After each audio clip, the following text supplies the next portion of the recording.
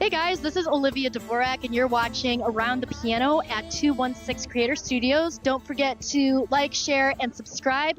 Shout out to my favorite podcast host, Tim Paul, and everybody needs a cappuccino. Hey, welcome back to Around the Piano podcast. We're at the NAMM show, and this is the Essence of Music at the NAMM show 2025. Brought to you by 216 Creator Studios and Piano Trends Music in little old Crystal Lake, Illinois. We've got some special guests here today, two of my favorite people in the whole world. Olivia Dvorak. Do I pronounce your last name correct? Is it Dvorak or Dvorak? Dvorak. Dvorak. But, I mean, we could go with the... We could. Are you related? We'll say yes. Okay, she's related to the composer Dvorak, allegedly. Yes. Yeah. Anyway, Olivia Dvorak and Jeremy Rollefson. Oh boy.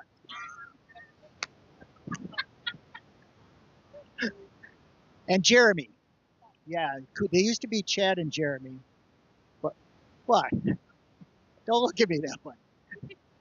So anyway, let's do a little background. Singer-songwriter Olivia Dvorak. Give us your background. Who influenced your music? How'd you get started? Okay. You're making me laugh too much. We're having too much fun. We're nuts. So I always start with my parents that were both musicians. My mom is a classically trained pianist, and so she taught me piano when I was yay big. And my dad, multi-instrumentalist as well. They both loved Celtic music. So I remember they took me to a show called Riverdance when I was probably 8 years old, maybe. And I just thought it was the coolest thing, really fell in love with that raw style, and definitely influenced by many other genres, rock, blues, folk, and really got into country music because I guess for lack of a better reason was that we moved to the country and we had horses. So when I was around 11, I just turned on country music for the horses because I thought they'd like it and really loved the storytelling. Rascal Flatts taught me how to harmonize, taught me where the instrumentation can be placed. Keith Urban inspired me to become a songwriter and performer. Carrie Underwood, loved her lyrics. So all across the board, a lot of different musicians influenced me along the way. And I started songwriting when I was in junior high, I would say. Picked up guitar when I was 11 and very much fell in love with that.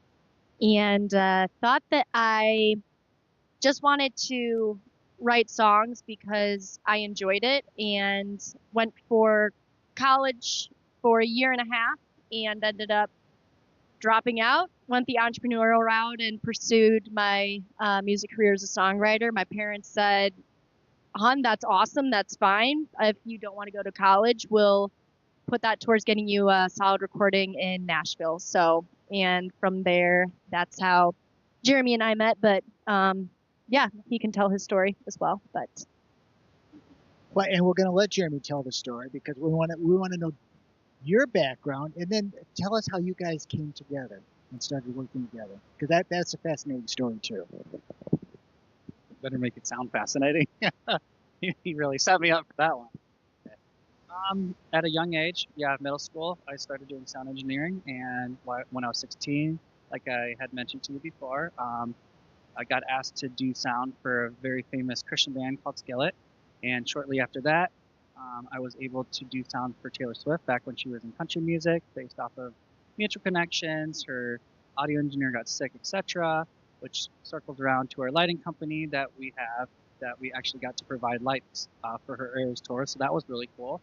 So I've been doing sound for a very, very long time. Went to college, then I started out in the Christian industry because my brother and I actually had a Christian band when we were in high school. So we got to play with a band that ended up doing production for a lot of not a lot of, the Christian industry is a very small industry. So they ended up providing production for all the big bands in the Christian industry. So I worked with like the Newsboys, Switchfoot, Skillet, and actually Super Chick was one of my favorite artists to work with. They're like siblings. Trisha and Melissa are like sisters to me, so that was really, really cool. Moved over to the country industry, so I worked with Toby Keith and Miranda Lambert as well.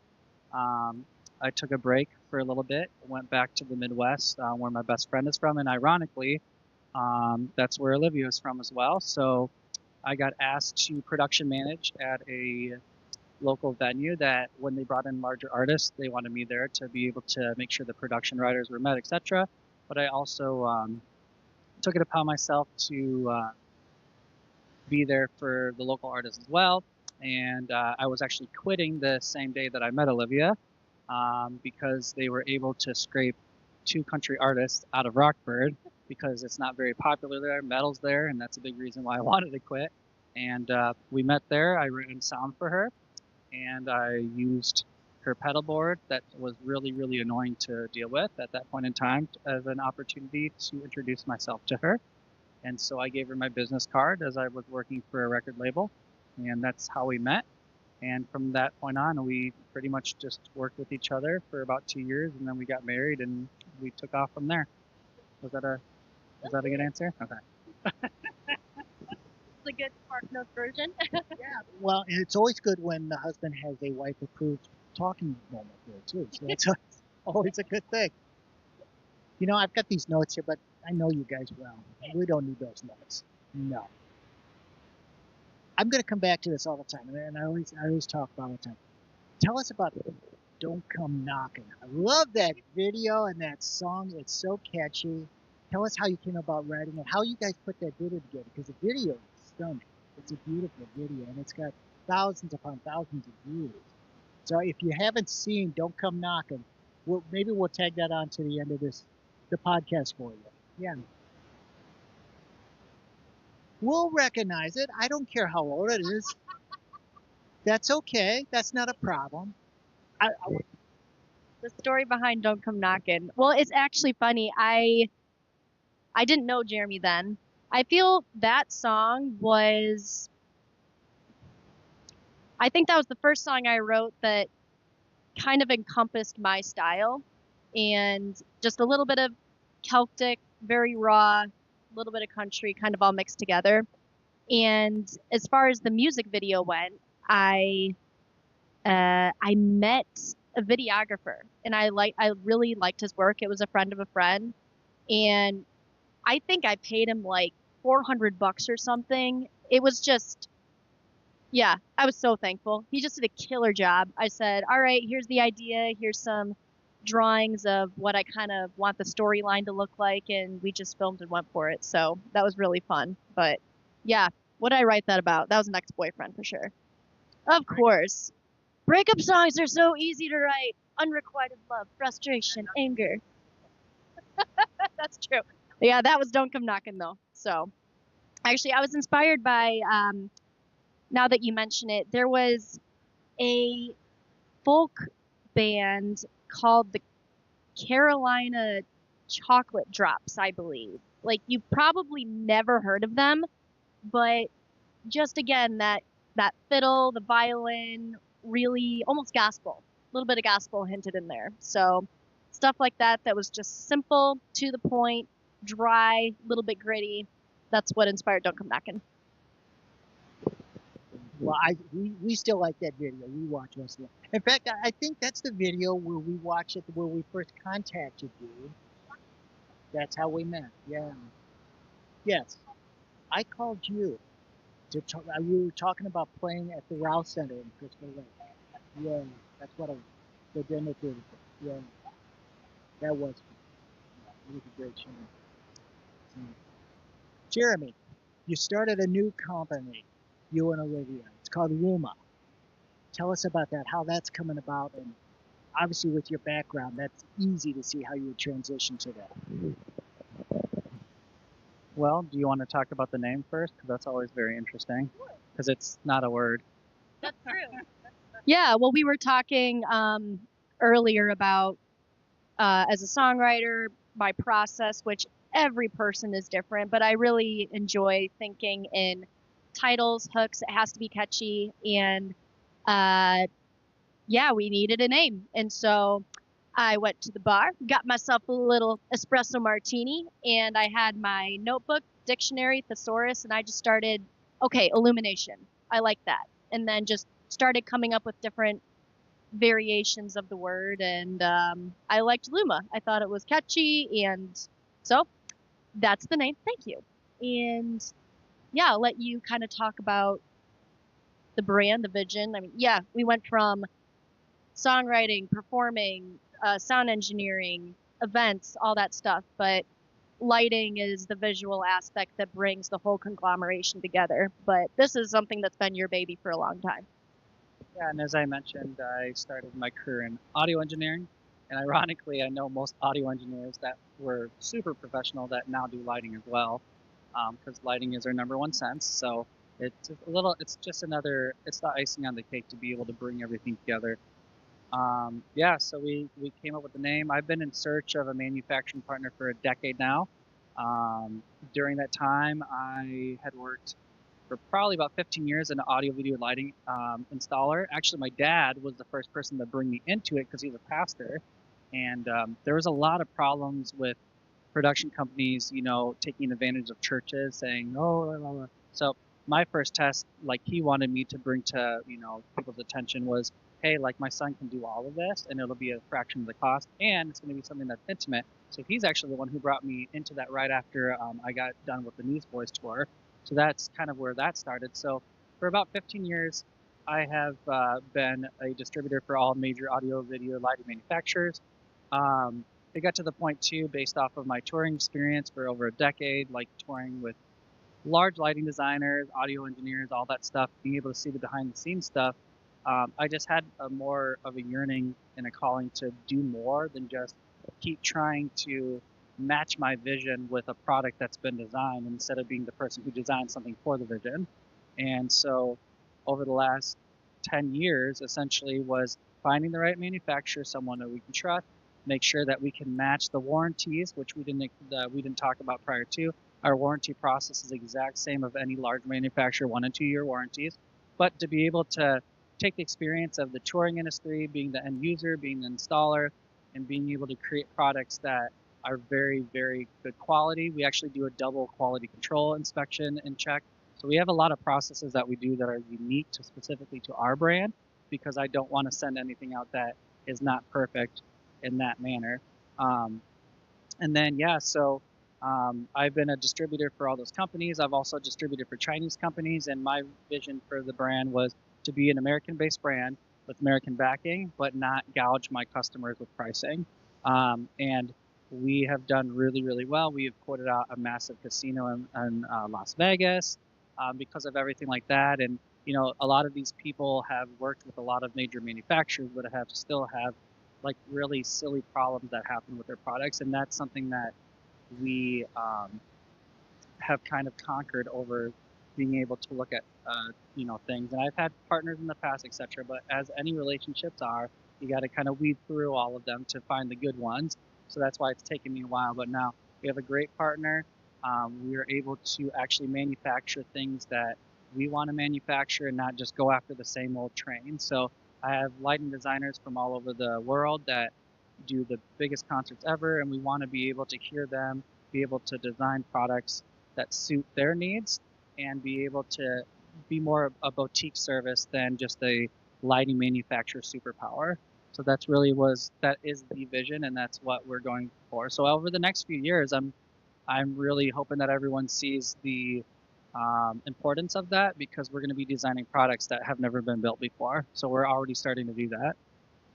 Well, I have to brag on you a bit. Entrepreneurship is it is brutal.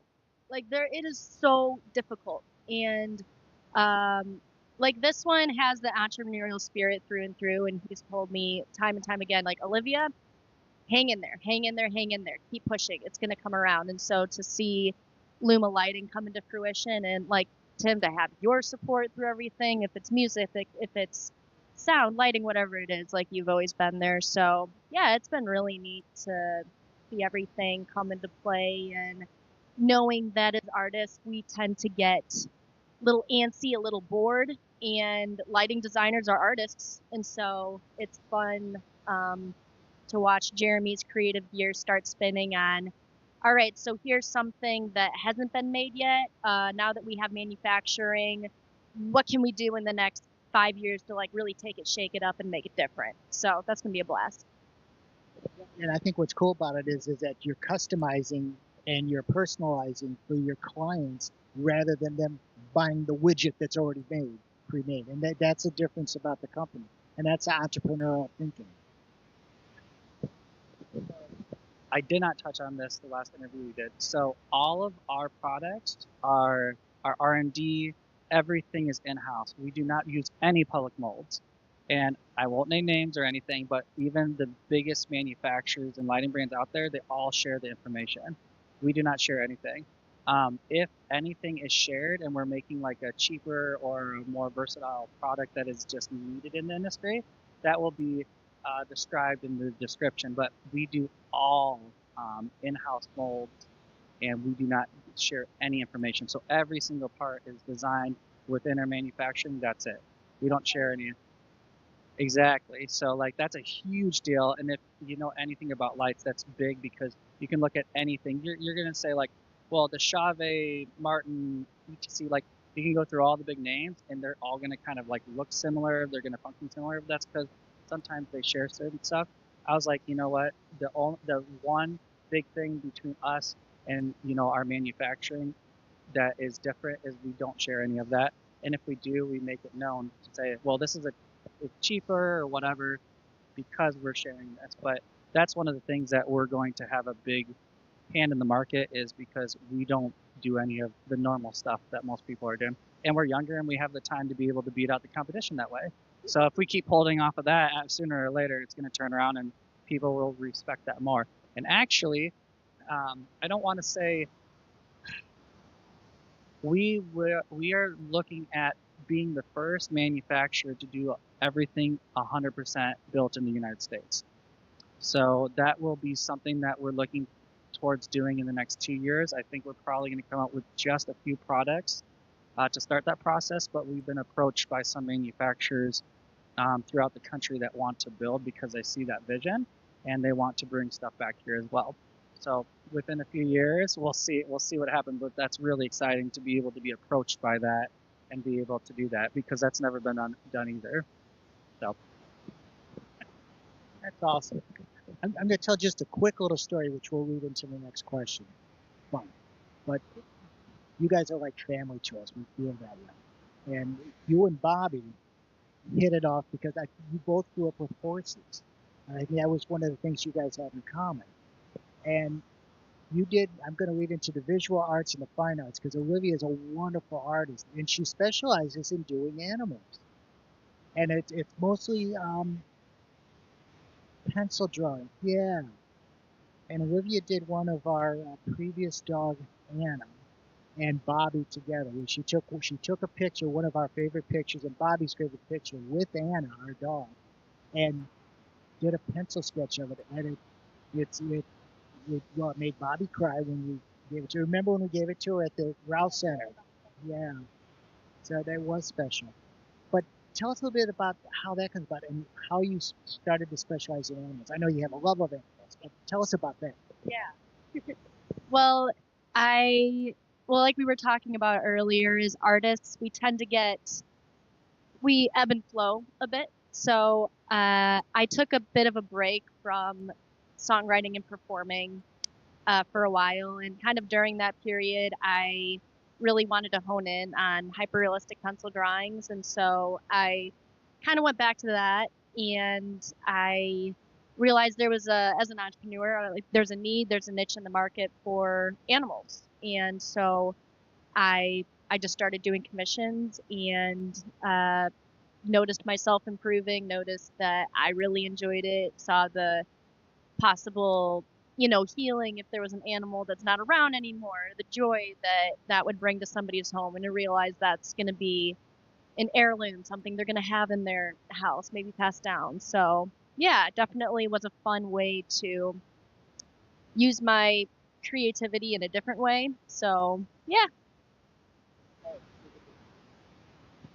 Where would they go? Yeah, my website is Olivia Dvorak Art. I believe that's still active and going. So, I mean, I think if you Google Olivia Dvorak, I don't think there's not too many. So, you can find Facebook, Instagram, all that stuff. Oh, my last name Dvorak, like the composer, Dvorak. So, that's that. Well, this is wonderful. Do you guys have anything else that you'd like to tell our audience before we sign off? We are going to rock out. So at the end of this podcast, keep watching because these two are going to perform and they're going to rock out and do some of the big hits. Olivia's got some great hits there. You going to do some new stuff? Something new? Yeah? Maybe? Stay tuned. All right. Thank you so much. And at this point in the show, we always like to hand it off to Big Drew. And I didn't mean Big Drew in a bad way. You know, he's Listen, who said they I think called a special camera. You're not wrong, Big Drew. Hey, listen, cappuccino in the background here. If you go to the old Google box, YouTube, go to 216 Creator Studios, hit that like tab, like, share, subscribe, ding that bell for future notifications. We appreciate your support. Hey, listen, guys, I appreciate you coming out. Both of you are very, very talented people. Love the fact on the engineering side, your creativity level and your entrepreneurship spirit is phenomenal. An entrepreneur, most of there's a lot of challenges to it. I love the fact that you have the mindset that you just dig your feet, move forward. It's all you can really do. How many times a day do I go, I should just go to the job, and then go, oh, you know what? I'm gonna, and then something will spark it, right? Say, like someone will come on and be like, man, that was awesome. And I'm like, oh, there's a chance, right? So you absolutely have to stay in the mindset knowing that it'll work. Well, I've been doing this for a while, and so now I have a pattern for each business that I created, and it becomes a little bit repetitive, watch, rinse, repeat. You know what you're doing. The model works for anything that you want to do if you're developing that. But phenomenal. Love the fact you got some brains there, kid. I'm very proud to say that younger generations out there, and they're really pushing to make that different. And how brilliant that you're not sharing, and that you want to do it in the U.S. That's absolutely brilliant. And you're right. Like, listen, magicians don't give away their secrets, right? Chefs won't give you a recipe, right? So so why would it be to where everybody can stamp their approval on your creation? That's ridiculous. It's the American dream. Back in the day of Americana, that was the American dream. You made it in the USA. Entrepreneurs, that's the dream about coming here to the States. So you're proof of that. So keep on keeping on, bro. Keep rocking it out. So that's all I really have to say. Sure. Awesome. all right. Well, thank you again, guys. We're going to go rock out now. Smile, be kind, and keep on keeping on.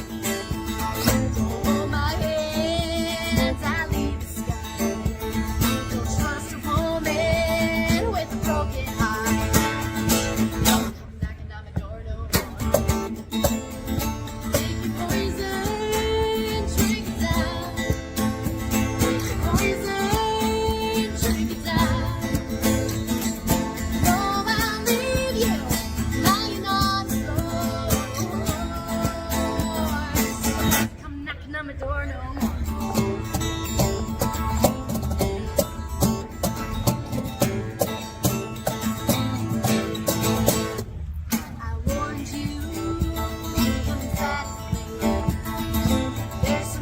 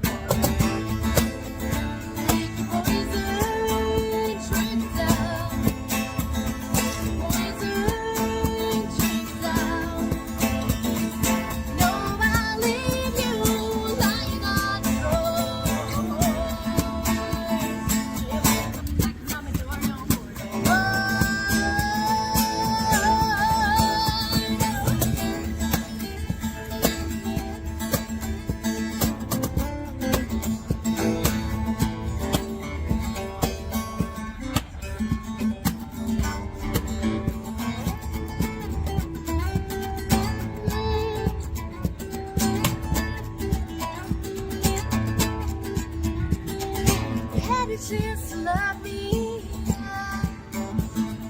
Had a chance to love me. Had a chance to love me. Pick your poison. Drink it down. Pick your poison. Drink it down. Oh, I'll leave you lying on the door. Don't come knocking on the door no more. Don't come knocking on the door no more. Don't come knocking on the door no more. Don't come knocking on my door no more.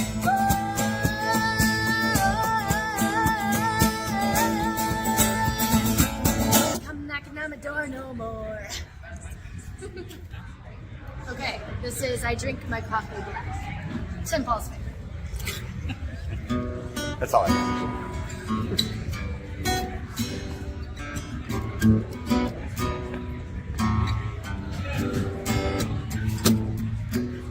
Where am I going?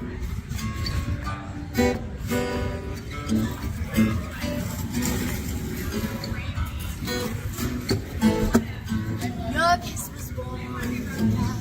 I'm out the door. Leaving the sheets a mess. I gotta go. I was caffeinated. Love is overrated. Take a cup of coffee and hit the road. I'm not a thing you wanna follow. My heart is too rich. It's hard for you to swallow. Take the sugar back, sweetness. Then I tend to laugh.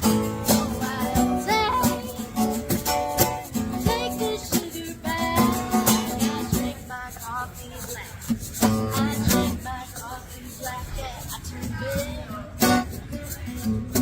I'm a long gone sinner. My taste should have been a warning. Woke up feeling hazy.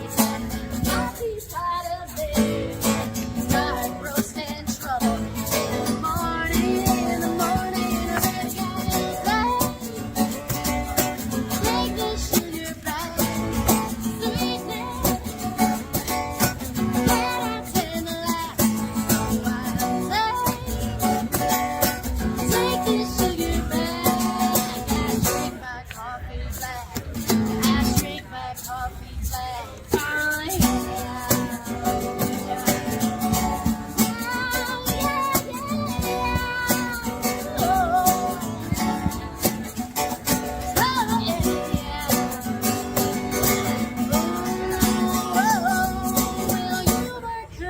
Trouble in the kitchen, kiss my lips like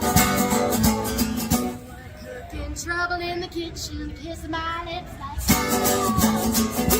cooking trouble in the kitchen, kiss my lips like cooking trouble in the kitchen, kiss my lips like take the sugar back, oh, sweetness. Then I turn the light on, baby, I'll take the sugar back. I drink my coffee black. I drink my coffee black. I drink my coffee black. I drink my coffee black. Okay, this is a tune I wrote called Hardwood Floors. Based it off of an Edgar Allan Poe story. Done.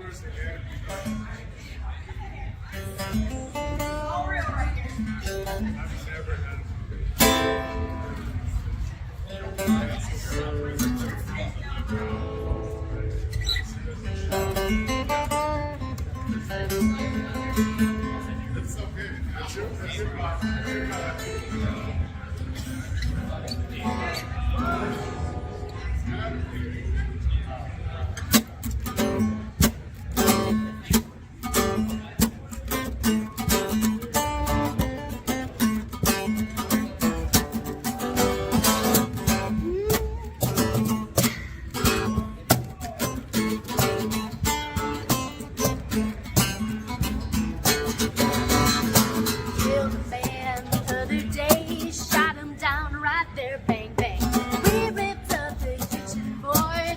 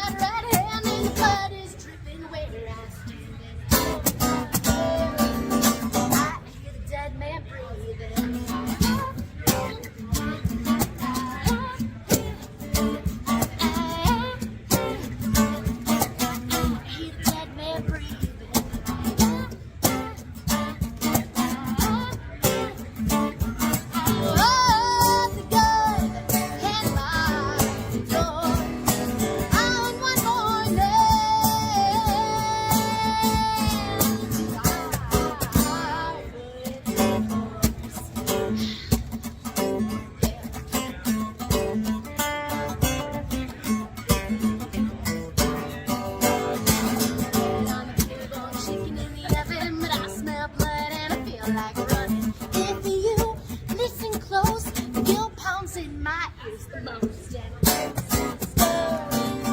I hear the dead man breathing.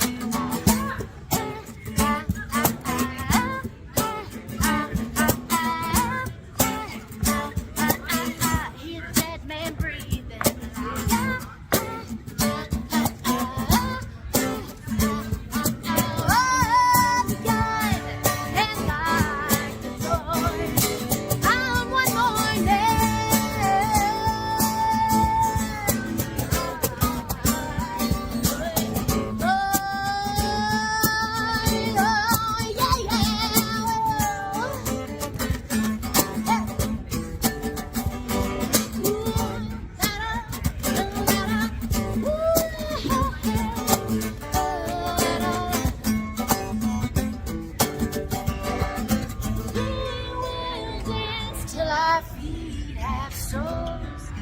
Round the questions on the boards.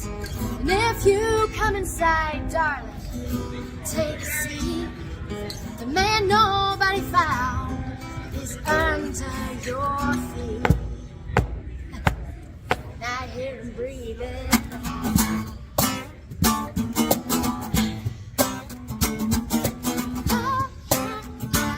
I hear the dead man breathing.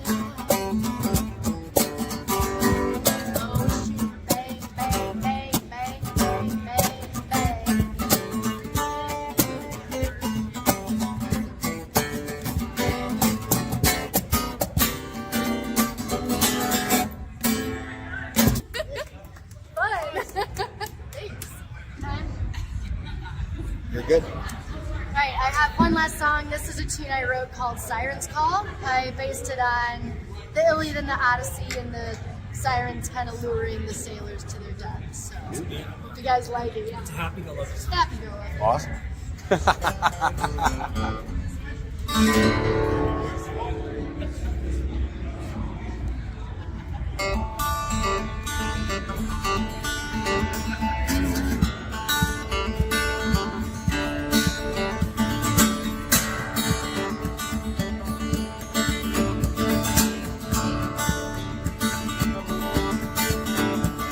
She's coming out of the water.